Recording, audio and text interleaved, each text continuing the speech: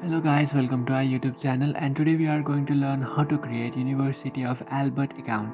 So to do that, what you have to do is just open up a browser, and after opening up a browser, now you have to search for University Alberta login. And after doing that, now you have to tap on the first option, apply for underage admissions. And now you have to tap on the first option, apply for undergraduate admissions. And if you scroll down, you can find the option, are you logging in to review and or continue a current application for admission? You just have to tap on that empty box and then tap on no. Now it will show you this option which says, are you a previous or continuing University of Alberta student?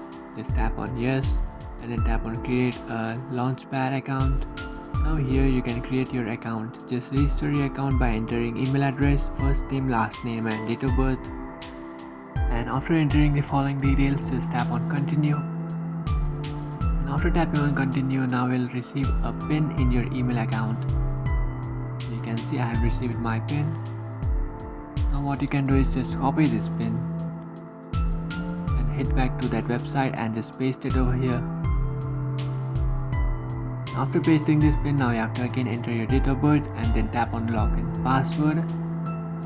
So just create a password and then re-enter that password and just tap on set password. And after entering your password, just tap on set.